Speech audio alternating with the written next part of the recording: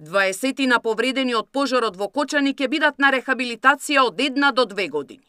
Тоа го утврдиле здравствените власти со британски експерти, со кои ја разгледувале медицинската документација на сите што се хоспитализирани надвор од државата. А еден месец по големата трагедија. 52 пациенти се уште се на болничко лекување. 47 со недели се под медицински надзор во странски центри. Меѓу нив се и двајца кои од почетокот се во тешка состојба. И мало подобрување има кај еден од нив.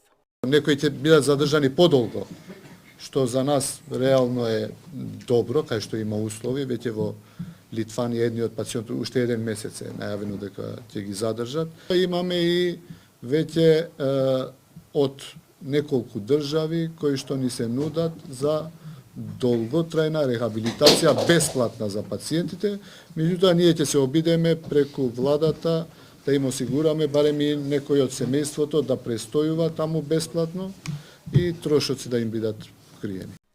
Во македонските установи на лекување се 5 пациенти. Меѓу нив и двајца во клиниката за хируршки болести Свети Наум Охридски, кај кои беше направена трансплантација на кожа заедно со уште 4 кои веќе се на домашно лекување. Во страшната трагедија животот го загубија 61 лице, а околу 200 беа повредени. Уште истиот ден почна транспортот во странски центри за оние кои имаа сериозни изгореници и повреди. Повеќе од 110 пациенти беа згрижени во болници во 22 европски земји, и тоа авионски, но и со возила на брза помош од Србија и Бугарија. Во исто време се организираше и бесплатен превоз и сместување за членови од семејствата. Според најавите од здравствените власти, утре уште еден пациент од странство ќе биде вратен дома.